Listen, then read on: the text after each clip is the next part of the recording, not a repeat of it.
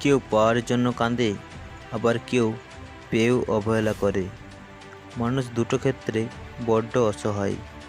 দুঃখকে বিক্রি করতে পারে না, আর সুখকে কিনতে পারে না। নিজের কষ্টের কথা কাউকে ভুলেও বলতে যাবেন না। মনে রাখবেন, মলম সবার ঘরে থাকে না, কিন্তু লবণ সবার ঘরে থাকে। প্রকৃতি সত্য হলো, আপনার কষ্টগুলো একমাত্র আপনি বুঝবেন, অন্য কেউ বুঝবে না। যে যতই আপনার আপন হোক না কেন, কেউ ব্যস্ত থাকার জন্য সব কিছু ভুলে যায়, আবার কেউ সব কিছু ভোলার জন্য নিজেকে ব্যস্ত করে নেয়। সব আঘাতের প্রতিশোধ নিতে নেই। কিছু আঘাতের বিচার হাসি মুখে উপরওয়ালার হাতে ছেড়ে দিতে হয়।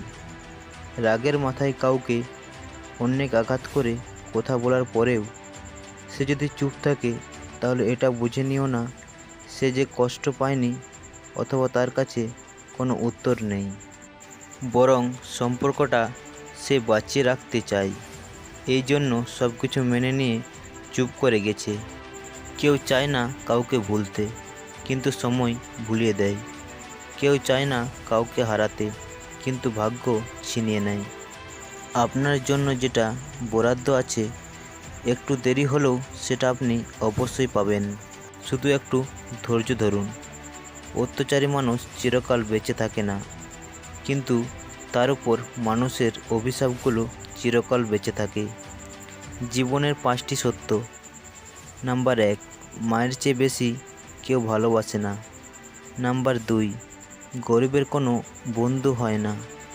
নাম্বার 3, সম্মান তারাই পায় যাদের টাকা আছে। নাম্বার 4, এখন মানুষ মন দেখে নয়, রূপ দেখে ভালোবাসে। নাম্বার 5, যেই মানুষটিকে নিজের ভাবা হয়, সেই মানুষটি সবচেয়ে বেশি কষ্ট দেয়। একটা কথা সবসময় মনে রেখো, বেঈমানদের সাথে যতই ভালো ব্যবহার করো না কেন, তারা শেষমেশ তোমাকে ধোঁকা দেবে। আর তুমি যদি এদের কথা ভেবে মন খারাপ করো, তাহলে তুমি হচ্ছ পৃথিবীর সবচেয়ে বড় বোকা। যে মানুষটা টাকাকে নিজের জীবনের সব কিছু ভাবে এবং টাকার জন্য যে কোনো কাজ করতে পারে, এমন মানুষের থেকে নিজেকে সবসময় দূরে রাখার চেষ্টা করুন, না হলে আপনি বিপদে পড়তে পারেন।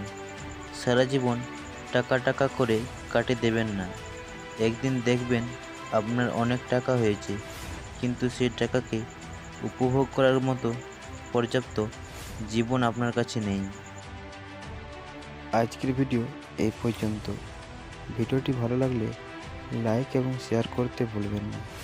দেখা হচ্ছে পরবর্তী ভিডিওয়ে। ধন্যবাদ।